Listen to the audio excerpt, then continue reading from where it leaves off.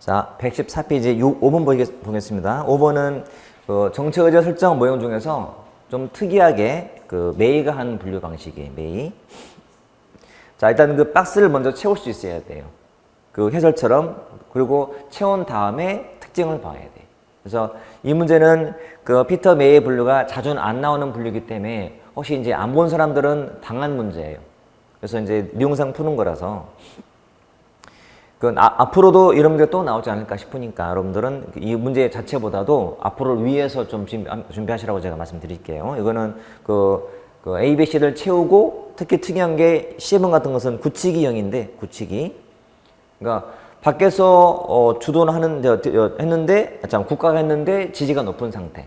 그러니까 느낌상 굳혀지는구나. 정부가 주도했는데 대중이 잘했다는 거예요. 그럼 그건 굳혀지는 거지. 그렇게 보시면 돼요.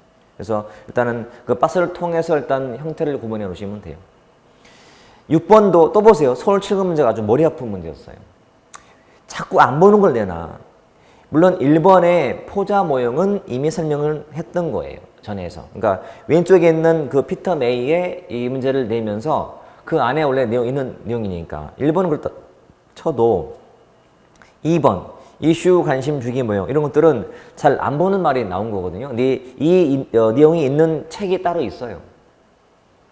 그러니까 수험서 중에는 출제하는 사람의 의미 주로 보는 책이 있고 그 시중에는 모든 대학 교재를 우리 공무원 수험서에다가 다 반영할 수가 없어요. 그러다 보니까 나름은 골라온 건데 남아있는 내용을 내버리면 굉장히 낯설게 이제 푸는 상황이 되는 거거든요. 그런 문제예요. 근데 1번 더 포자 모형은 지문 방법이 1번 지문 문제가 제기되어서 정의되는 환경보다는 문제 자체가 중요하다. 지금 비교해놨죠. 원래 포자 모형 자체가 설명은 되어 있지만 환경이 잘 안 맞으면은 발전 못한다는 말 하는 게 포자 모형의 설명이다 보니까 그 비교로 풀 수 있으면 돼요. 자, 이슈 관심 주기. 이슈 말고 이슈에는 관심이 있대. 주기가 있다는 거야, 주기가. 그래서 공공의 관심을 끌기 위한 치열한 경쟁과 별개가 아니라 그 치열한 어떤 그 경쟁과 관계돼 있어야죠. 이슈랑 다 관계 있는 거니까. 근데 이제 3을 봤더니 또 흐름 모형도 뒤에 나오는 말이잖아요. 킹덤의 흐름창 모형이기 때문에. 이거는 셀렉트 모형의 변형이다 보니까 조직화된 무정부 상태까지는 맞는데 그런 함성과 유사하지 다른 게 아니거든요. 근데 이 서술이 어려워요. 다른 자가 있다 없다가 잘 감이 안 오기 때문에. 근데 이제 4번 동용화 모형이 또 이거 어디 나오는 내용 같아요? 동용화라는 단어가 신제도주의. 그것도 사회학적 신제도에 나와요. 자, 제 기본세에는 명확히 거기에 모방적, 규범적, 강압적 동용화 설명이 돼 있어요. 그래서 동용화의 기본 뜻은 뭐라 했죠? 동용화 모방한다, 모방한다 또는 닮아간다는 말인데 닮는 것이 강요돼서 그렇게 해야 되는 건지, 그래 당연히 그게 옳기 때문에 해야 하는 건지에 따라서 세 가지가 있는 거라서 4번이 맞는 말이긴 한데 확신이 안 서는 거예요. 거기다가 3지문도 다른 건지가 잘 안 들어오는 거예요. 읽다 보게 되면. 1번도 그렇고 사실은 2번도 다 정말 선택할 수가 없는 그런 상황이 되다 보니까 굉장히 어려웠던 문제죠, 이게. 그래서 앞으로 또 이런 게 나올 수 있기 때문에 봐놓으셔야 돼요. 항상 처음 나오는 문제, 그걸 처음 본 수험생들은 좀 불리한, 운이 없는 거고 그 다음 수험생들은 준비가 됐다 보니까 좀 더 낫다 보시면 돼서 해설 참고하시고 교재 참고하셔서 숙지할까. 결국은 5와 6번 문제는 문제 자체에 정답 맞는 게 중요한 게 아니고 문제 푸는 스킬 익힌다거나 앞으로를 위한 문제로 여기시면 돼요. 자, 넘겨보시면 7번도 아까 봤던 그 유사한 문제죠. 정책 의제가 채택이 쉽냐 어렵냐 문제인데 그냥 읽으면 나오는 게 쉬운 문제였어요. 됐고, 자 8번, 9번, 10번이 또 뭐예요? 무사 결정 문제예요. 자, 8번 문제 보시면 자, 옳은 것을 찾는 거죠. 옳은 거. 자, 지배적 엘리트 집단들은 자신들의 이해와 부합하지 않는 이슈라도 정책 의제 설정 단계에서 논의한다? 아니지. 철저하게 자기 입과 안 맞는 것들은 컷한다는 거거든, 이게. 그래서 틀린 말이고. 자, 무사결정이 한마디로 다운주의 입장인가? 아니에요. 엘리트 입장이에요. 신 엘리트론이기 때문에 틀린 거고. 집행 과정에서는 안 일어나요? 아니야. 전 과정에서 나타나거든. 틀린 거예요. 답은 4밖에 없어요. 이거는 마찬가지로 큰 그림을 잘 그려놓으셔야 돼요. 정책 의제 설정 이론은 정책 과정을 누가 주도할까 문제인데, 크게는 요 엘리트론과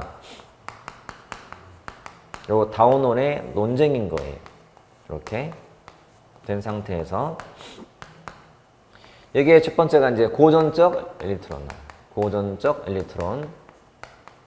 이게 모스카, 파레토, 밀스가 나오고, 다운론도 이제 고전적 다운론이 나와요. 여기 대표가 크게는 다시 나누면 초기 때 나온 인물이 벤틀리 트루만이고, 둘 간의 논쟁이었단 말이죠. 근데 각각의 논쟁을 이제 서로 실제 검증해서 반박해요. 요놈에 대한 반박을 했던 것이 요 통치 엘리트론이에요.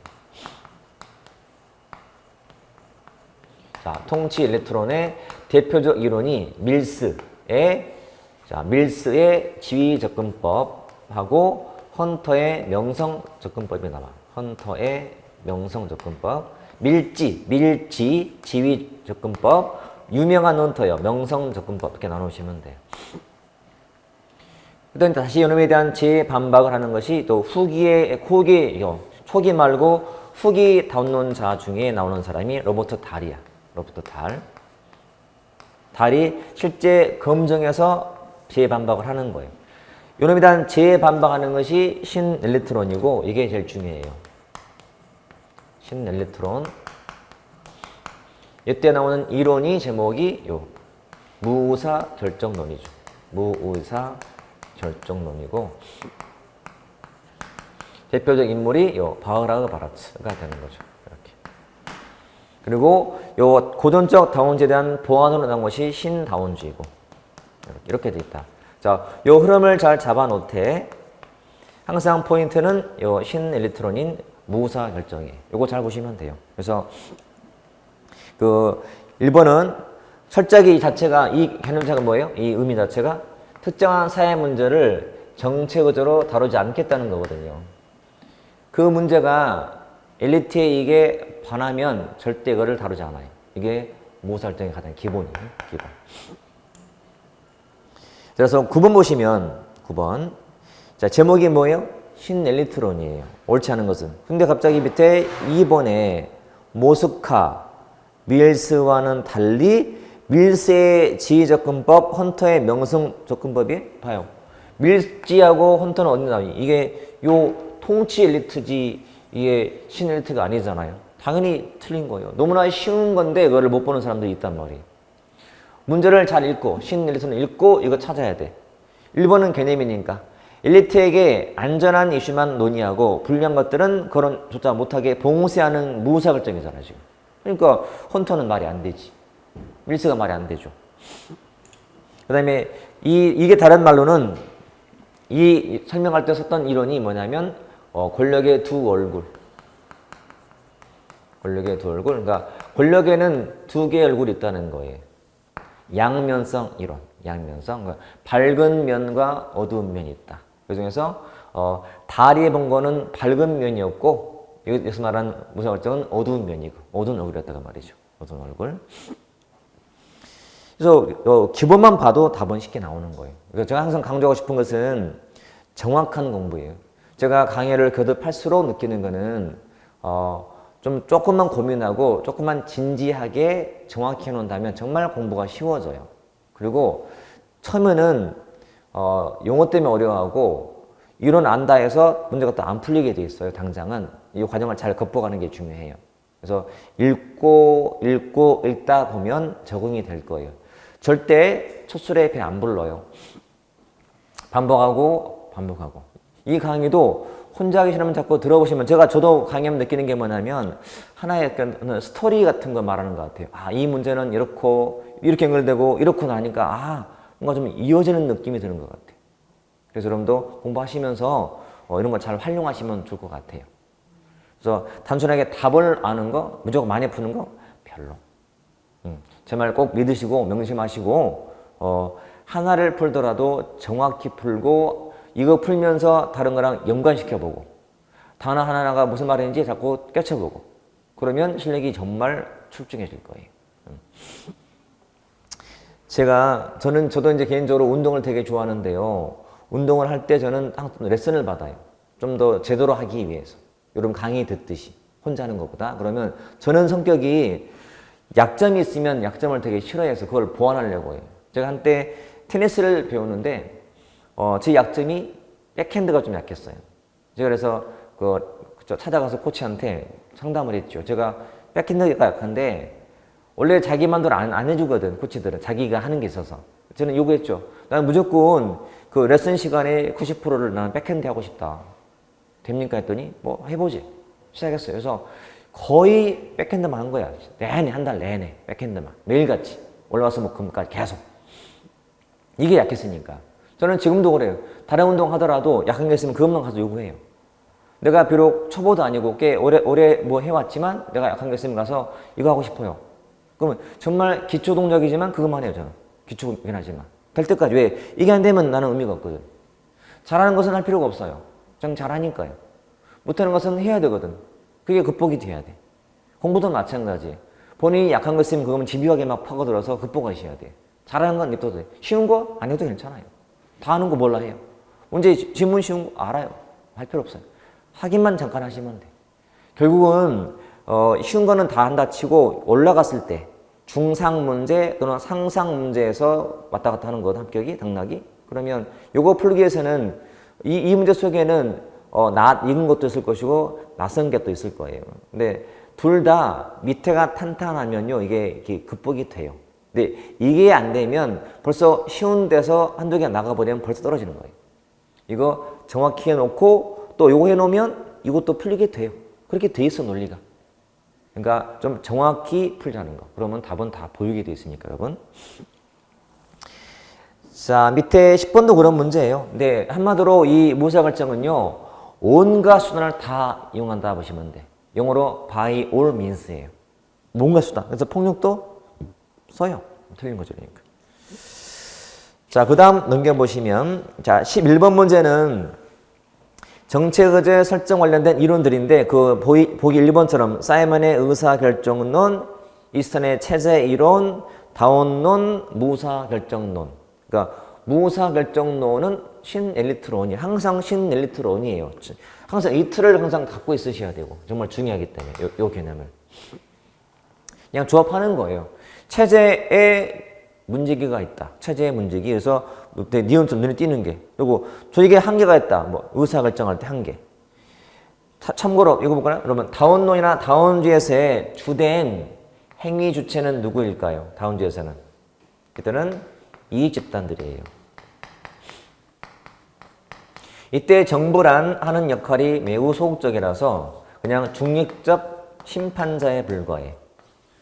중립적 심판자고 그리고 뭐 조종자요, 브로커에 불과해요.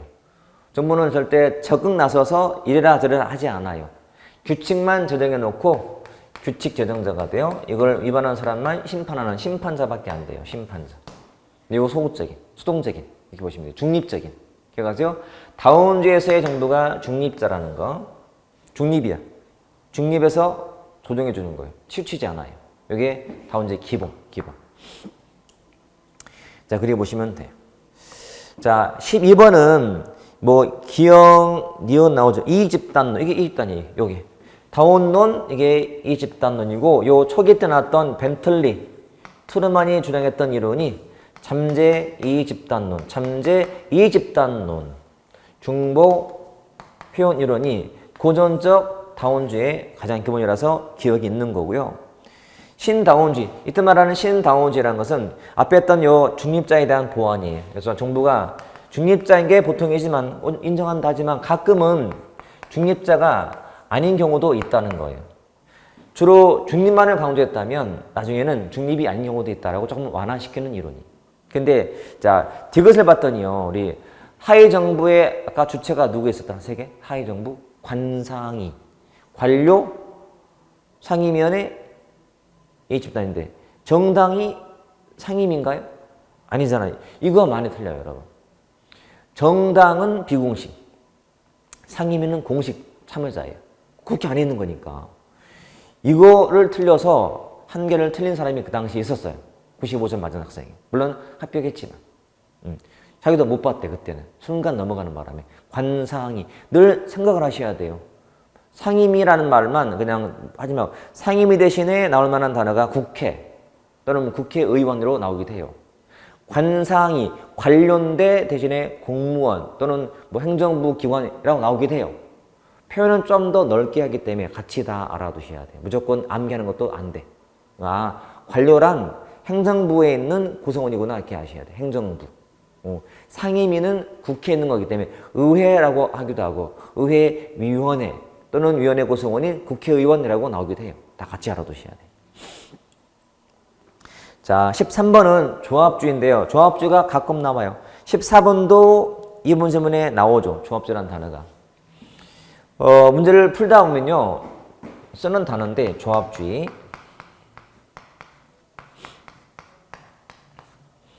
자, 영어로 말하면 코퍼라티즘이요. 코퍼라티즘. 이익대표 체계인데요. 요 조합주의랑 제일 비교되는 단어가 다원주의예요. 또는 다원론이에요. 자, 요 다원론, 요건 다원주의, 조합주의 비교. 그러면 요 조합주의하고 요거가 좀 대입이 된다고만 알아놔도 문제는 끝난 거예요. 다원주의 때 정부는 소극적, 적극적, 다원주의는 소극적인 거예요. 그러면 조합주의는 적극적이에요. 다른 말로는 국가주의라고 보시면 돼요. 국가. 국가의 역할을 중시하는 게 조합주의예요. 이때는 국가는 수동적이, 심판자이기 때문에. 자, 무조건 전제. 다원주의랑 비교하자. 그러면 느낌상 어디가 다수의 느낌이 들어. 다수. 이러면 뭐 단일. 어디가 경쟁 냄새가 나. 경쟁. 비경쟁. 이런 식이에요. 자, 얼마든지 많은 말이 나올 수 있지만 우리는 기본 전제가 뭐냐면 둘은 비교된다. 그럼 끝난 거예요. 그래서 13번도 보면 옳지 않은 것은 1. 정부의 활동은 다양한 이집단 간의 이익에 소극적 중재자 역할에 한정된다. 이거 조합주의인가? 아닌데? 그치? 이거는 정답이 잘못 표시되어 있다, 여러분. 이건 1번이 답이에요. 1번. 뭐 이 집단은 단일적, 위계적 이익 대표. 이 집단도 다수라고 보지 않아. 단일로 보고요. 그 다음에 정부가 공동선 달성하기 위해서 관계를 유지하려고 하고, 또 우측에 경쟁보다는 국가 협조하는 단계. 여러분 조합주의의 대표 사례가요. 노사정위원회예요. 그래서 노동자, 사용자, 정부가 만든 협의체. 정부가 주도하는 관계, 주도하고 다 따라오는 관계, 따라와. 정부가 이렇게 끌고 따라오고 이런 관계가 조합주의겠죠. 그래서 답은 표시 잘못됐어요. 1번이 답이다. 1번 보시면 돼요. 자, 가끔은 이제 그 단순한 그 정답 표시 오기가 있을 수가 있어요. 지금은 처음 제가 봤는데 이거 풀다 보면 해설을 보면 해설은 아닌데라고 있을 거예요. 해설이 옳은 거예요. 해설은 내가 철수 안 하기 때문에. 그래서 단순한 편집상 오류는 가능하니까 좀 이해하시고 문제를 풀어서 보고 풀다가 혹시 이것도 답이 이상한데 하는 분들은 질문만 올리시면 돼요. 답을 바로 해드릴 테니까. 자, 14번도 지금 딱 보면 여러분 국가 13번, 14번 다 지금 7급, 8급 문제죠. 조합주의가 주로 언급되는 것은 7급, 8급이에요. 그만큼 쉽지는 않은, 흔한 주제는 아니라는 얘기겠지. 나온다 하더라도 전제를 알면 되기 때문에 조합주의는 곧 뭐라고? 국가주의다. 하시면 돼요. 그래서 또 14번 봤더니 다원주의에서는 1번 질문 개인적 차원에서 직접적 영역을 행사하기가 수월하다. 다원주의가 개인적 차원에서 직접 하는 관계는 아니 집단. 여러분 다원주의 이퀄 집단이론이에요. 집단이론.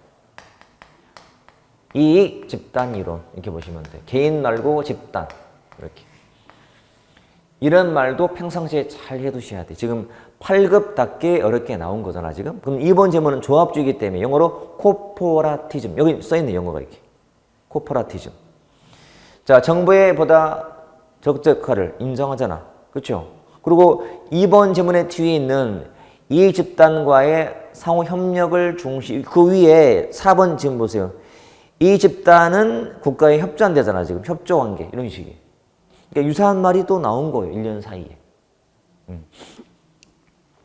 자, 엘리트론, 하위정부, 관상이 나오죠. 관료, 선출직, 의원, 이익 집단. 이렇게. 정책 공동체는 뭐라고? 전문가 집단. 그래서 안정적 상호 오전 관계, 상호 오전. 자원 의존적이기 때문에. 유사한 말 자꾸 나오는 거예요. 여기 보시면 되지. 자, 15번도 옳지 않은 것을 물어봤는데 헌터가 했던 게 뭐죠? 헌터? 아까 헌터 명성접근법. 근데 지역사회 연구를 해서 헌터가 한 연구가 미국의 애틀랜타 시 연구한 거예요. 근데 거기에 정치 엘리트가 아니고 이 말하는 명성 있는 사람들은요. 명성은 그 기업의 기업체, 기업인들, 그다음에 또 뭐 관료들, 그다음에 이런 사람들이 정치꾼들이 아니었단 말이에요. 근데 이거는 굉장히 어려워요. 1번 지문 매우 어려운 지문이에요. 근데 2번 보시면 일단 무사결정. 그러니까 권력을 가진 집단이 엘리트거든. 자신들이 이게 도전된다? 꺾는 거예요. 맞는 말이고 다운는 대표가 달이 했던 연구는 뉴헤븐시 연구한 거니까 이것도 지금 맞는 말처럼 보여. 그리고 신다운주의는 집단 간 경쟁은 인정한다. 왜? 다운주의이기 때문에 인정한다. 중립자 인정한다. 그런데 동동성을 수정해요. 이제 다를 수 있다는 거죠. 차등까지 인정하는 거니까 지금 맞는 말. 결국은 2, 3, 4를 제거하고 풀어야 돼요. 자, 서울 구급치고는 어려운 문제. 이게 이제 키 문제가 되는 거지. 알면 이거 맞추면 100점 가는 길이 쉬워지고 아니면 좀 어려워지게. 그래서 평상시에 이거 볼 때 좀 자세히 봤는지가 중요한 포인트였던 거예요. 책에 다 있거든. 거기에 기업체, 무슨 변호사 나오지. 정치 엘리트가 아닌데 그렇게 보일 뿐이에요. 자, 반복해서 지문 하나하나, 단어 하나하나 잘 반호자를 말씀 다시 드려요. 자, 챕터 4는 이제 정책 결정인데요. 정책 결정. 우리 정책 과정은 크게 4가지. 의제 설정, 정책 결정, 집행 평가인데 이런 결정 과정. 1번은 정책 문제의 특징이에요. 제가 수업 때 제일 먼저 강조하는 것이 정책 문제에 관련된 내용은 오류인 3종 오류하고 그리고 문제의 특징인데 정책 문제는 주관적이다, 객관적이다. 주관적이다. 인공적이다, 자연적이다. 인공적이다. 항상 포인트잖아. 봤더니 1번 문제에 2번 봤더니 주관적이지만 그러니까 정책 주체나 객체는 주관적인데 문제는 객관적이다? 땡이잖아요. 지금 바뀐 거지 지금 이게. 제가 그동안 꽤 오랫동안 강의하고 공부해 오면서 제가 느끼기에 이거는 정말 포인트다 하는 것들을 제가 수업 때 먼저 제시하는 거예요, 여러분. 그러니까 그거는 꼭 지우고 있으셔야 돼. 그게 포인트니까. 다른 것들은 그냥 너무 다 안다니까요. 자, 정책 문제는 공공성을 띈다, 사역성을 띈다. 공공성을 띈다. 지나가는 아무 사람 붙들어 놓고 자, 정책 문제는 공공성 아니면 사역성, 공공성. 정책 문제는 복잡할까요? 단순할까요? 복잡. 다 알아요. 근데 주관, 객관 이거는 헷갈린단 말이에요. 또 오답을 더 많이 해요. 주관적인데. 그래서 이게 포인트거든. 그거 알면 돼요.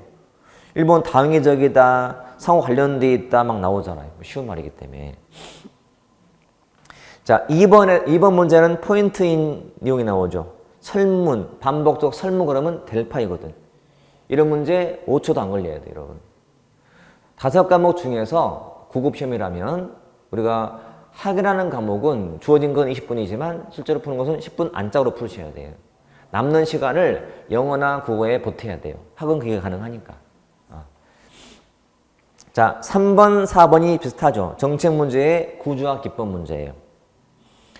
이것도 처음 나온 게 아니고요. 몇 번 반복되는 중이었어요.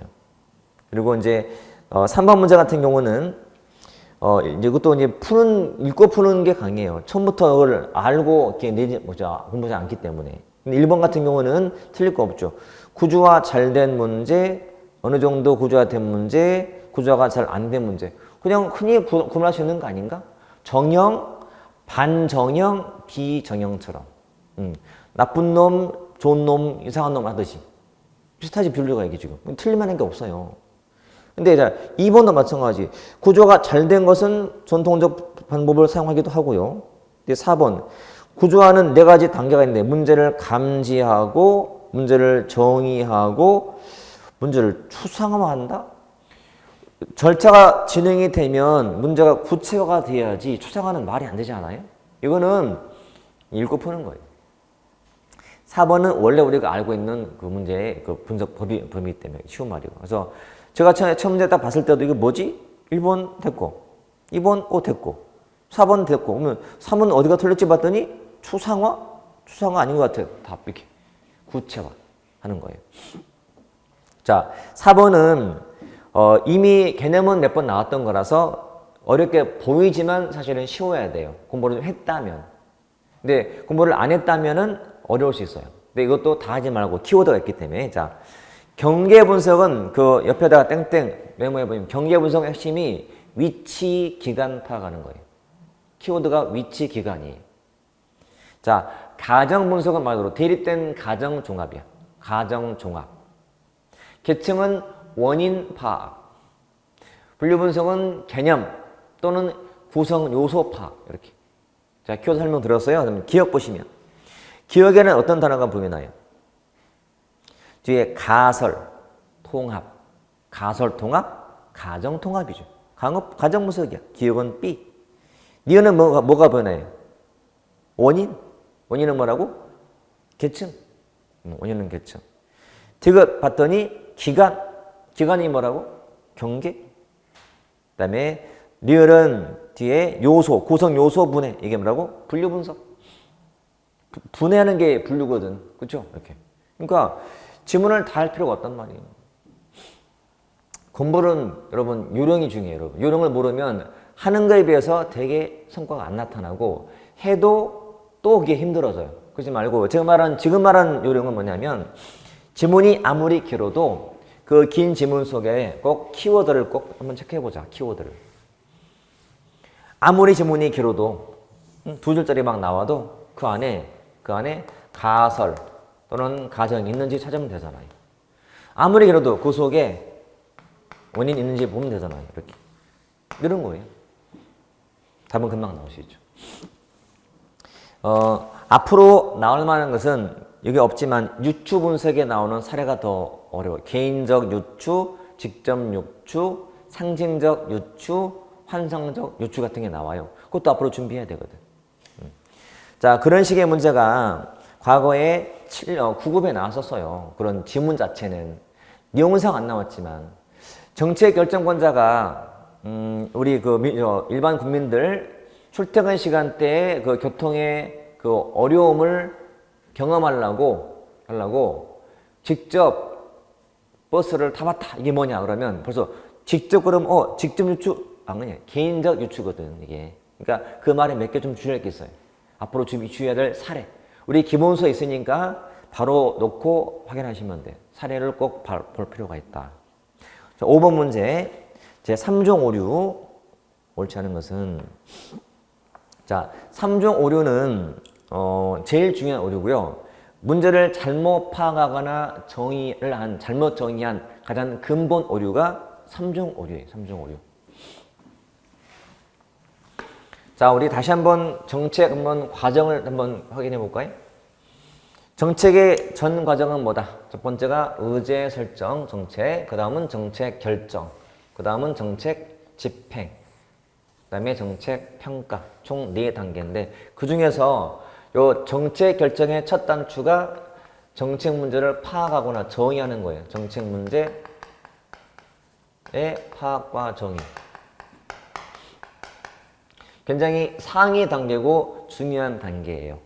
두 번째는 정책의 목표를 정해야 돼요. 정책 목표 설정을 하고 세 번째는 그 정책의 목표를 달성할 대안들을 찾는 거. 대안의 탐색 개발. 그 다음에 네 번째는 대안들의 결과 예측. 자, 예측하는 방법도 3가지가 있죠. 하나가 직관적 예측, 연장적 예측, 그리고 이론적 예측이 있어요. 그런 다음에 다섯 번째는 그 어떤들의 결과를 비교, 평가하고 그 다음에는 선택하는 거예요. 최적 대안을 선택하겠다. 이런 단계에 지금. 그중에서 3중 오류라는 것은 원래 다른 말로 메타 오류인데 문제를 잘못 파악한 근본 오류. 이걸 잘못했다. 이게 제 3중 오류고 또는 메타 에러예요. 메타. 근본 상위 에러라고 하죠. 또는 넓게 본다면 목표를 잘못 설정해도 3중 오류가 가능해요. 적어도 수단. 밑에는 요 수단이나 대안상의 오류는 이거는 1종, 2종인 거고 그 윗단계가 3종이기 때문에. 그래서 1번은 제가 3종 오류는 가치 중립을 비판하는 거예요, 여러분. 가치, 요 위가 가치야, 가치. 목표라든지 요 문제 파악하는 요 단계에서 가치가 개입되는 거예요. 그래서 가치 개입상에서의 오류가 3종 오류고 가치 중립, 가치가 필요 없는 수단 같은 것은 1종, 2종인 거예요. 그래서 1번 제문 알아두셔야 돼요. 그 다음에 2번도 자, 기술적인 접근에 대한 무비판적인 수용. 기술은 수단이거든, 수단. 수단의 문제는 1종, 2종. 근데 그걸 비판하는 거야. 야, 수단만 찾으면 뭐하냐, 그지? 더 중요한 위에 목표나 정의가 잘못됐는데 그런 말이고. 문제를 잘못 구성했다거나, 근데 4처럼 대안의 선정과 제시 단계에서는 이게 뭐라고? 1종, 2종입니다. 대안 아래에서는. 5번을 풀어본 이유는 3종 오류나 메타 오류에 대한 그 표현이 되게 많다는 거예요. 그래서 다 알아두셔야 돼요. 그리고 이 문제 이제 요 문제 파악할 이 정책 문제에 대해서는 포인트가 3가지예요. 문제 파악의 잘못을 묻는 3종 오류와 문제의 특징을 묻거나 아니면 요 정책 문제의 구조학 기법 묻거나 여기 뜬 게 뭐 경계 분석 등 나온 거잖아. 그 정책 문제를 잘못 구조하는 것도 몇 종 오류? 3종 오류예요. 그러니까 이 목표 윗단계가 다 3종 오류거든요. 이렇게 보시면 돼.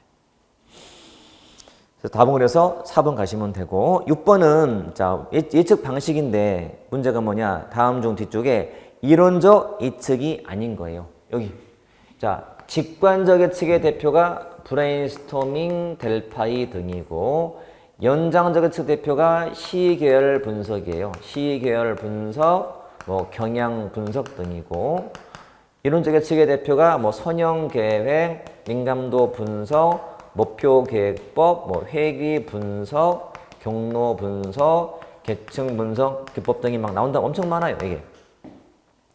근데 요 시계열 분석의 다른 말로는 밑에 그 위에 있는 자, 시계열 분석 나와 있는 답이 이미 끝났네. 대표가 얘거든, 여러분. 얘가. 주요한 것은 시계열이 이런 거거든, 시계열. 시간이 흘러가요. 이렇게 시간상 흐름에서 주식의 동향을 봤어요. 주식의 흐름이 이렇게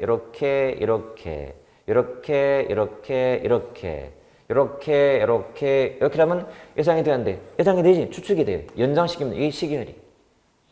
이거는 구간 봐요. 구간 외의 추정이에요. 이게 시계열과 같은 말, 시계열하고. 근데 구간 추정은 뭐냐면 구간 안에서만 추정하는 거예요. 데이터만 갖고 하기 때문에 이거는 또 이론적에 포함되어 있는 방법이에요.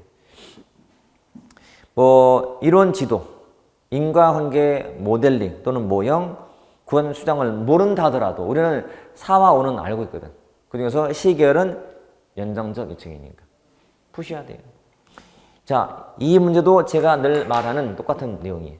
기본기를 묻는 거예요.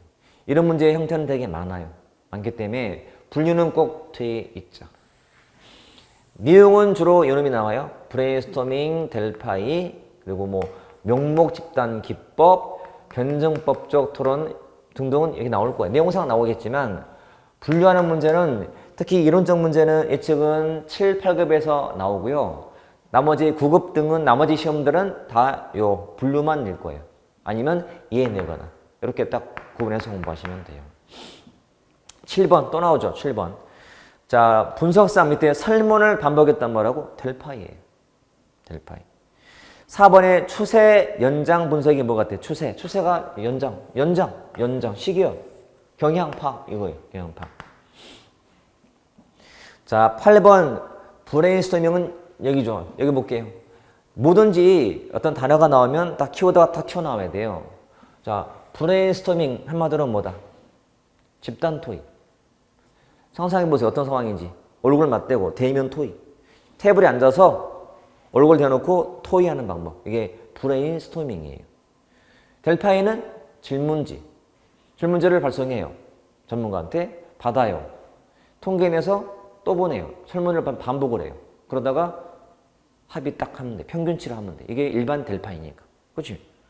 그러니까 뭐든지 뭐 말하는 순간 바로 탁 튀어나올 수 있을 정도가 되면 공부 다 하신 거예요. 그러면 다음엔 할 필요가 전혀 없는 거지. 근데 얘는 특징이 있죠. 자유롭게 토의하는 방식이에요. 그러니까 상대방의 의견이 마음에 안 들어도 비판하면 안 돼요. 그래서 처음에는 다 들어주고 그 의견이 마음에 안 들면 내 의견을 말하면 돼요. 이거를 편성 기법이라고 불러요. 다른 사람 아이디어에 내 걸 얹으면 되지 비판, 평가하면 안 되거든요. 그래서 뭐 1번, 2번, 그다음에 3번 봤더니 특히 5번 봤더니 참 아이디어의 개발과 평가가 동시가 아니지. 처음에는 아이디어 개발만 하는 거야. 창업만 하는 거야. 막 내놔봐. 나중에 가서 그러는 거예요. 처음부터 하는 게 아니기 때문에. 답은 5번 가면 되고. 자, 9번의 델파이도, 요 델파이도 다시 나누면 두 가지가 있어요. 일반 델파이하고 정책 델파이하고 있다고 이게. 전통 델파이 또는 일반 델파이, 정책 델파이. 차이점은 여러분 철저하게 익명적이지만 선택적이에요. 처음에는 익명성을 유지해 주다가 나중에 쟁점이 되면 그때 공개 토론도 하거든. 여러분 끝까지 모른 채 질문지로 끝나요. 여러분 필요할 때는 보는 경우도 있어요. 차이점이. 그래서 답도 쉽죠. 9번의 3번처럼 디릴 때는 대안이나 결과가 표면화되더라도 모든 단계에서 익명성 이건 아니라는 거지. 필요할 때는 본다. 선택적 익명이니까. 자, 10번은 이게 뭐 하나? 델파이, 브레인스토밍, 지명 반론자. 반론자를 지명했어요. 그러니까 요 집단은 그 정책에 대한 반대만 하라는 거야. 또는 찬성만 하라는 거야. 아예 딱 지명해놓고 철저하게 단점과 장점 막 부각시키는 거예요. 나중에 이걸 합하면 되니까. 이게 정반합 논리거든. 정반합. 델파이는 뭐라고요? 질문지. 전문가한테 질문지를 보내서 답받고 반복하는 거니까 맞아. 자, 브레인스토밍. 집단 토의인데 초기 단계 때는 비판하면 안 돼. 맞지? 지명 반론자. 고의적으로 단점, 약점 막 지적해야 돼. 반론자. 이 정책에 대한 반대 입장 말해보시오. 맞지? 이제 4번이 어려워. 1번, 2번, 3번은 쉬워요. 그래서 답이 4번 풀어주시면 돼. 명목 집단 기법의 핵심은 제한된 토론 그리고 표결 이거예요. 그러니까 토론을 제한을 해요. 제한을. 그러니까 충분한 토의를 할 수 없어요. 없지. 제한받기 때문에. 그러니까 토론을 제한하다가 이제 사회자가 자 여기까지 하고 투표하겠습니다. 투표하는 거야. 투표. 그러니까 장점 뭐냐? 방만한 토론 막기 위한 거예요. 적당히 하다가 제한한 다음에 투표하기 때문에. 그래서 답은 4번 가시면 되는 거죠. 자, 이렇게 9급은 기본 문제가 나와요. 우리 9번, 10번 문제처럼. 근데 그 다음이 넘어가면 이제 7, 8급용이라 보시면 돼요. 자, 넘겨서 11번도, 12번도, 13번도 다 뭐예요? 다 시행처가 7급, 7급, 8급 이런 식이에요. 이것도 그래서 특징이 있다면 주로 개념상 물어봐요. 21번도 두 개 이상의 표본에 대한 평균 차이를 분석한다? 이게 뭐냐? 분산 분석, 안어봐. 익혀야 돼요. 어떤 것은 기본서를 보고 공부하는 게 빠른 경우도 있고 어떤 것은 문제를 보고 하는 게 빠를 때가 있어. 이거는 문제 보고 하시면 돼. 문제 보고 익히면 되는 거니까. 그래서 용어 다 해두시고 제가 해설 다 써놨으니까 기본서도 있지만 그걸 문제를 통해서 시험에 나왔을 때 그 개념만 내가 떠오르게 해놓으시면 돼요. 12번 마찬가지 12번도. 박스 주고서 뭐냐 물어봤어요. 하나 요소를 작게 분해해서 짝을 지어서 비교한다. 계층 분석법이거든. 개념이에요. 개념. 자, 13번처럼 그게 8급이니까 이렇게 나온 거예요.